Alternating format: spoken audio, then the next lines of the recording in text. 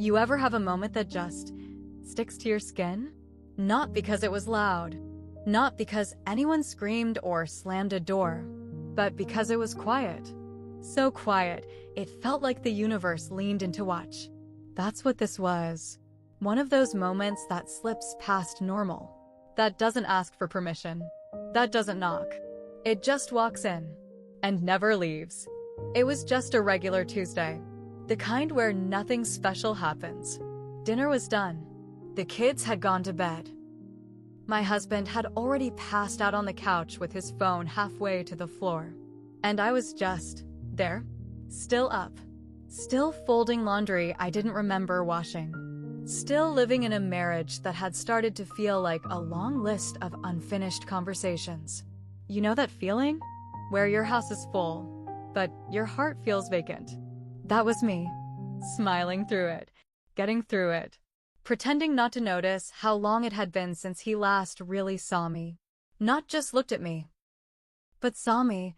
And then, there was him, my husband's friend, Liam, the one who was only supposed to stay a few nights, the one who always said thank you when I brought him a towel, the one who didn't look through me when we passed each other in the hallway. I should have gone to bed early that night. I should have closed the laundry room door. I should have ignored the soft sound of the kitchen tap running. But I didn't. I stepped into the kitchen, and in that moment, I saw something I wasn't supposed to see. Something that changed everything. Something I haven't been able to shake, even now. And the worst part? What happened next? It wasn't a mistake. It wasn't an accident. It was a choice one made in silence. One that no one warned me would feel so warm and wrong at the same time. Subscribe to Heartfelt Tales Unfold. Because the stories we bury deep, the ones we never speak of, they're the ones that shape who we quietly become. And I need to tell you the rest.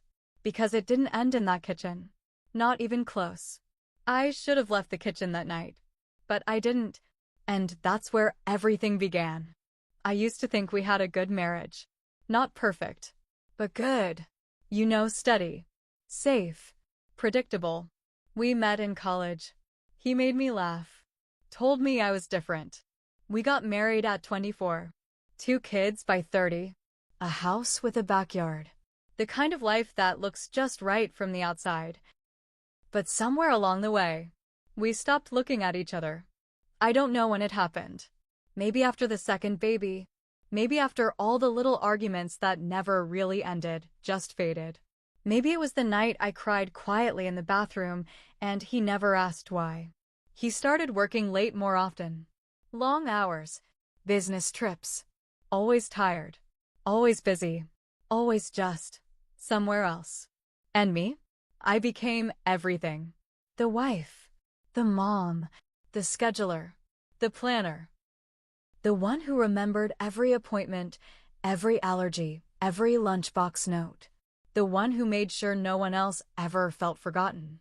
Except me. There's a kind of ache that builds up when you're needed by everyone, but wanted by no one. Then Liam showed up. Fresh off a breakup. Said he just needed a place to crash for a week. Maybe 2. He was easy to like. Charming. Warm. The kind of guy who made you feel like you were the only person in the room when he spoke. Everyone loved him. Even the kids. And my husband? He was happy to have him around. Said it was good to have another man in the house. Someone to watch the game with. Talk business. Grab beers. But me? I noticed things. Like how Liam asked if I was okay even when I smiled. How he rinsed his plate without being told. How he said thank you like he meant it. It wasn't flirtation. Not at first. It was something softer. Quieter. Like someone seeing the cracks in me and not looking away. And it had been so long since anyone noticed. Our house, it looked lived in. But it didn't feel alive. It felt cold. Tidy. Quiet. Like a museum of what used to be love. My husband slept like a rock every night. I lay awake, wondering if this was it. If this was how the rest of my life would feel, like background noise in my own home. And Liam. He wasn't trying to fix anything. He was just there. But some presences are louder than words. And some silences, they hold more than secrets. That night in the kitchen. It wasn't love I saw in his eyes. Not pity either. It was something else. Something I hadn't felt in years. It was late. The kind of late where everything feels softer, dimmer, like the world has turned its back and only the quiet parts of you remain. The house had settled. Kids tucked in.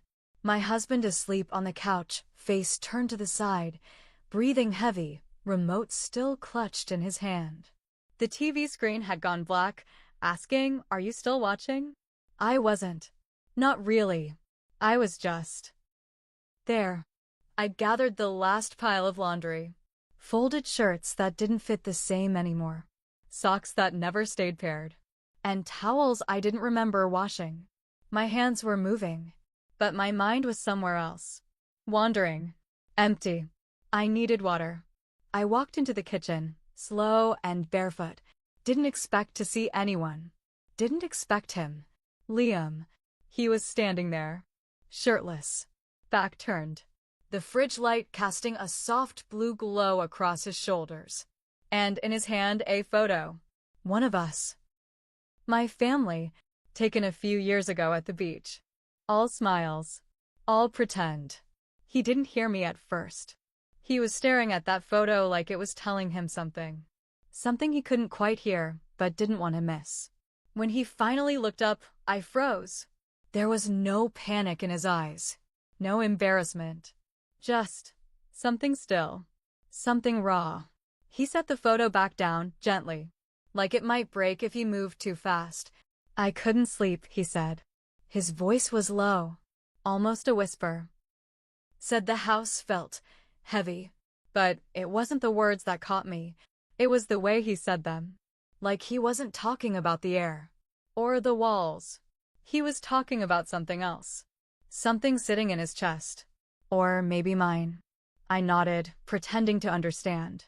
Pretending that my throat hadn't gone dry. That my heart hadn't started doing something strange and familiar. I reached for the glass. My fingers brushed his by accident. Or maybe not. He didn't pull away. Neither did I. For a second, just a second, it felt like the whole kitchen paused. Held its breath. And he looked at me. Not like a friend. Not like someone passing time. He looked at me like I was a question he'd been trying to answer. Like I was something he'd been searching for, and somehow just found. I took a step back, said goodnight too quickly, too softly, and left the room. But the feeling followed me, down the hall, up the stairs, into my bed. I lay beside my husband. His back to me, his breathing steady, and all I could think about was the way Liam had looked at me. Like I wasn't invisible. Like I wasn't forgotten. Like I was still there. The next morning, I told myself it was nothing. Just a look.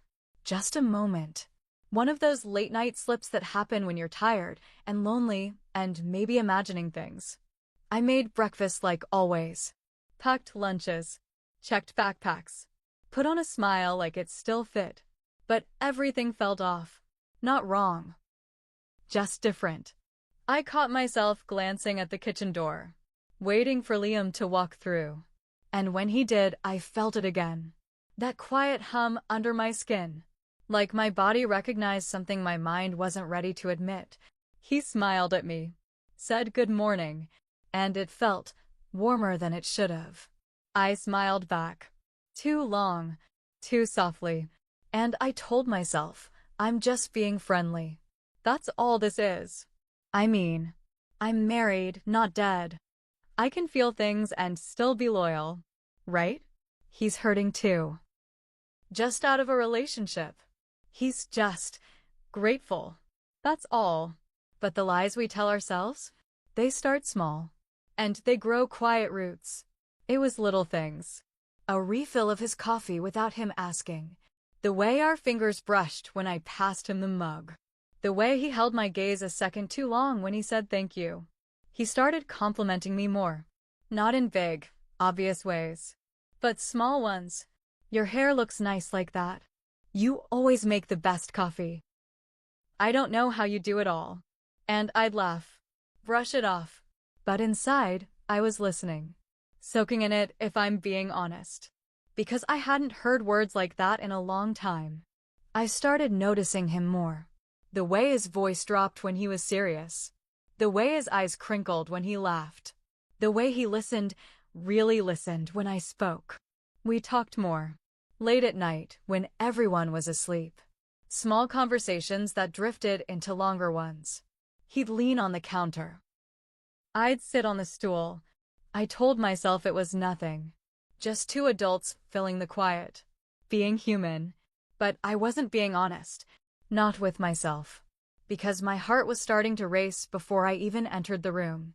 And sometimes I caught him looking at me when he thought I wasn't paying attention. And sometimes I did the same. I told myself I was being kind. Helping someone through a hard time. That's what good people do. That's what wives do. But kindness doesn't usually skip your heartbeat. And kindness doesn't leave you wondering what would happen if the lights stayed off a little longer. No, it wasn't a kiss. Not yet.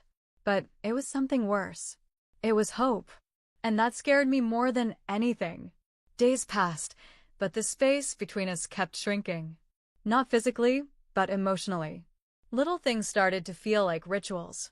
He'd linger in the kitchen just a few minutes longer when I walked in. I'd find myself waiting for those moments, those in-between silences. Where words weren't needed, but somehow, everything was said. My husband? He was drifting. Longer hours. Colder dinners. Empty goodnights. I could have screamed, and he wouldn't have noticed. But Liam, he noticed everything. He started opening up. Not all at once, but in quiet, careful pieces. Told me how his last relationship ended. How it wasn't just heartbreak, it was being forgotten. Said he felt like a burden. Like he kept showing up in people's lives, just to be left again. And I felt that.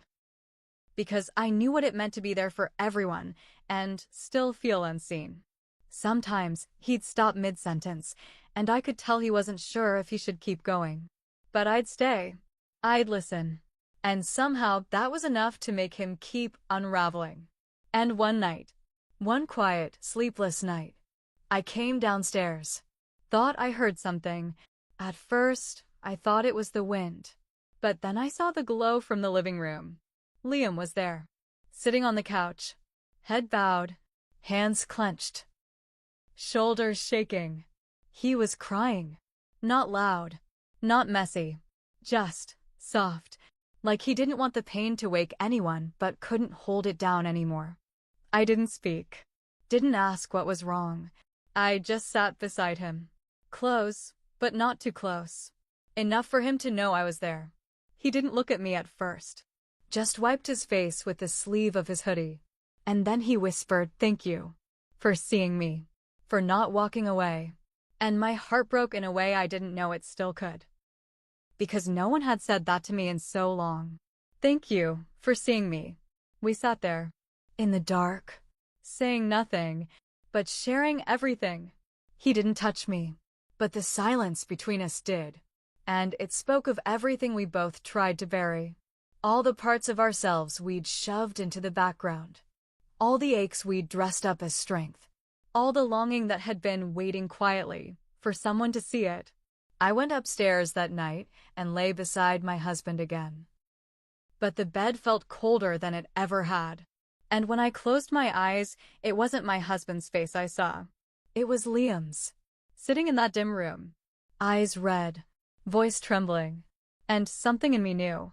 This wasn't just emotional anymore. It was becoming something else. The night it happened, I wasn't wearing anything special. Just an old t-shirt and loose pajama pants. Nothing fitted, nothing planned. But when he looked at me like I was sacred. It was a Thursday. Nothing remarkable. Roast chicken. Roasted silence. The usual hum of a family dinner, forks scraping plates, the kids whispering and giggling at their own inside joke. My husband barely looked up from his phone. He was already halfway into work mode again. And Liam. He was quiet, but his eyes weren't. They flicked to me every so often. Just brief enough not to be noticed, but long enough to be felt. After dinner, my husband stood up. Said he had to take a call. Just 10 minutes, he said, already halfway to the front door. He didn't kiss my cheek. Didn't thank me for the meal. He rarely did anymore. The door closed behind him. And then, it was quiet.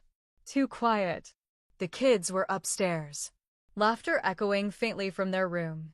And Liam. He didn't get up right away. He sat there, looking at his plate, then at his hands, then at me. I felt it before it happened. That shift in the air.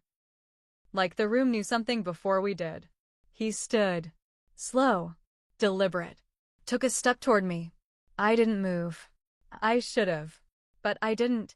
He paused in front of me, close enough to hear my breath, close enough that I could feel the warmth of his skin, close enough that everything inside me started screaming and whispering at the same time.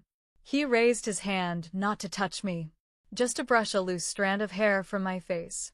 But that one touch, that small, trembling gesture, it felt like a storm breaking open. I looked up at him, and he looked down at me. There was a beat, a pause that stretched too far, too long. His hand hovered near my cheek. Mine gripped the edge of the chair. We didn't speak. There were no words left to hide behind. Then, he leaned in. Not all the way. Not enough for a kiss. But enough to wonder. Enough to ache. And in that breathless second, one of us pulled back. I don't know if it was him. Or me. Maybe it was both. Maybe it was neither. But the spell broke. And I stepped away. My chest was tight. My thoughts a mess. He turned first, ran a hand through his hair, let out the smallest sigh, like he was holding something in. I cleared my throat, pretended to check the dishes, pretended my hands weren't shaking. It wasn't a kiss, but it felt like one. And worse than crossing the line was knowing that I wanted to. I stood at the sink after he left the room, staring at nothing. Water running over a plate I'd already rinsed twice. And that's when it hit me that nothing was the same anymore. But it's what happened after that left me shaken. After that night, everything shifted. Not loudly, not in some dramatic, obvious way, but in the small, quiet ways that hurt the most. Liam stopped lingering, stopped looking at me the way he used to. He'd walk past me in the hallway without a word, eyes low, hands in his pockets. Like the space between us had grown sharp. Like if we touched again, we'd both bleed. And I felt it. Every time he walked away, I felt it like a bruise that wouldn't stop aching. We started avoiding the same rooms. I'd go upstairs when he came down. He'd wait to eat until after I'd left the kitchen. The laughter was gone. The late-night talks. The small, accidental moments that used to feel like oxygen. Gone. And my husband, he noticed something. He didn't say it. Didn't ask. But I could feel his eyes stay on me a little longer some nights. Like he was trying to figure out what had changed. Or maybe wondering if he even wanted to know. I couldn't look him in the face. Couldn't sleep. Couldn't focus. I'd lie in bed beside him, listening to the steady rise and fall of his breath, and feel like I was drowning in my own silence. I avoided mirrors. Didn't want to see the woman staring back. She didn't look like me. She looked tired. Empty. Like someone who had wandered too close to something dangerous and didn't know how to walk away. The house felt colder. Not physically, but in spirit. Like something sacred had cracked beneath the surface. And no one dared mention it. And Liam? He started packing his things. Said he found a friend's place to crash.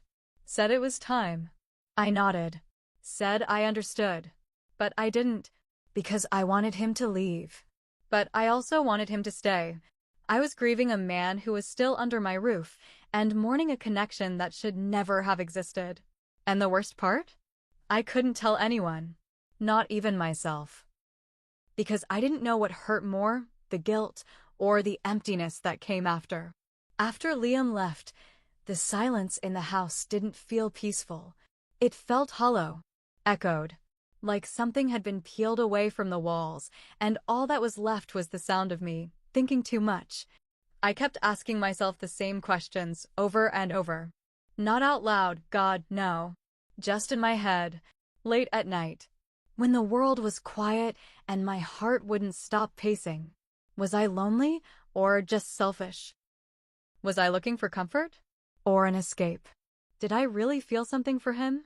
Or was I just so used to being invisible that the first person who saw me felt like a lifeline? Did I want to be seen or desired? Because there's a difference, isn't there? Being seen means someone notices who you are. Your silence. Your exhaustion. Your laugh when it slips out accidentally. Your stories, even the ones you never finish. But being desired? That's something else. That's someone wanting the idea of you. The shape. The skin. The moment. And maybe I didn't care which it was. Maybe I just wanted something. Anything to make me feel like I was still real. And the question that stayed longest, the one I couldn't outrun. If I'd kissed him, would it have made me feel whole or just more broken? Because that moment, that breath between want and action, I still feel it. Some days, I convince myself I did the right thing. That stepping back meant something. That it made me good. But other days, I wonder if I stopped it because I was strong or because I was afraid of what it would have revealed. Sometimes betrayal isn't a loud act. It isn't a scream, or a slammed door, or a tear-soaked apology. Sometimes, it's just a whisper, a choice you almost made, a heartbeat you didn't silence in time, and it stays with you, long after the moment ends. Long after the man is gone. Long after you've told yourself you're fine. It stays. Because it wasn't about him. It was about everything I'd stopped asking for. Everything I'd convinced myself I didn't need. Everything I buried, just to keep the peace. And now? Now I live with the echo. Not of what happened, but of what almost did. Have you ever found yourself in a moment you didn't plan for? One you didn't chase, but somehow still needed? Not because it was right. Not because it made sense. But because it touched a part of you you'd forgotten was even there. Because that's what this was. Not a fantasy. Not a game. Just a glimpse of something I hadn't felt in so long being seen. And it scared me. Not just the moment itself, but how ready I was for it. If you've ever stood at the edge of a line you never thought you'd cross, tell me, what held you back? Was it guilt? Fear? Or something deeper? Something about yourself that you weren't ready to face? Leave a comment. You don't have to explain everything. Just say what you wish someone had told you in your moment. And if this story stirred something, even something small, subscribe to Heartfelt Tales Unfold. Because some stories aren't for headlines. They're for the parts of us we never let out loud. They're the confessions we whisper, even when no one's listening. Liam left 2 weeks later. No big goodbye. No questions. Just a short note on the counter and a quiet door that closed behind him. We never spoke of it again. Not once. But sometimes, when I hear a certain song, or walk into that same kitchen late at night, I remember the silence of that evening. And I wonder, what would have happened if I hadn't stopped him? I don't have the answer. Maybe that's the point. Because sometimes, the line between loyalty and loneliness is thinner than we admit. And sometimes, the real betrayal is how long we let ourselves go unseen.